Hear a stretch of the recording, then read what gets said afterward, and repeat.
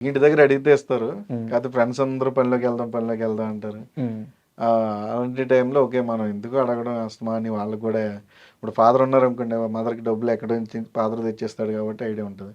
మన ఫాదర్ లేరు కదా, మనమే తెచ్చుకుందాం ఉమ్. అని నేను మనకి జీడిమాడి తోటలు ఉంటాయి కదండి, జీడిమాడి తోటలు వేయడం, అవును అవును ఐడియా.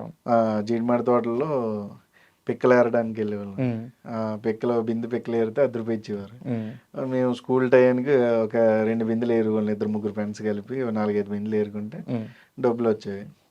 ఇంకా ఆ డబ్బులు జేబులో వేసుకోవడం, స్కూల్కి వెళ్ళడం, ఉమ్. సాయంత్రంకి ఒకటి వచ్చాడు అంతే. అయ్యండి అంతే. ఆ టైంకి అది చాలా ఎక్కువ. ఆ టైంకి ₹10 అంటే ఇప్పుడు ₹100 వాల్యూ లేదు. ఇప్పుడు వాళ్ళకి తెలియదు అసలు ₹10. అసలు అసలు మనీ అంటే వాల్యూ వాల్యూ లేకుండా లేదు. పోయిందండి ఇప్పుడు అంతే.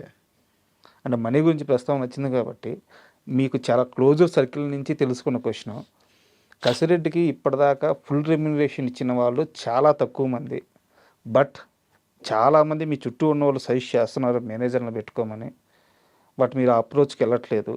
ఇదంతా నిజమేనా? ఏం జరుగుతుంది అసలు? అలా ఏం లేదండి, నాకు అందరూ ఇచ్చారు. అందరు ఇచ్చారు. ఇవ్వని వాళ్ళు ఎవ్వరు లేరు. నిజమేనా? ఆబ్వియస్లీ నాకు ఇవ్వని వాళ్ళు ఎవరు లేరు. ఫుల్ అమౌంట్లు వచ్చినాయి? ఫుల్ అమౌంట్లే. Full amount. అసలు అలా ఎప్పుడు ఏం లేదండి. నాకంటే అంత మేనేజర్ని పెట్టుకుని ట్రావెల్ చేసే అంత ఇది నాకు లేదు ప్రస్తుతానికి. అంటే నేను నా వల్ల అవ్వట్లేదురా, నేను హ్యాండిల్ చేయలేను అన్నప్పుడు నువ్వు వెళ్ళాలి. ప్రస్తుతానికి నేను ఏంటంటే నేను ఎక్కువ సినిమాలు చేయనండి. సెలెక్టివ్గా సినిమాలు చేసుకుంటూ ఉంటా. అది గ్యాప్ లేకుండా ప్లాన్ చేసుకుంటా. సో ఎక్కువ సినిమాలు చేయండి. మీరు అందుకే లాస్ట్ ఇయర్ చూస్తే 2025 2 సినిమాలు రిలీజ్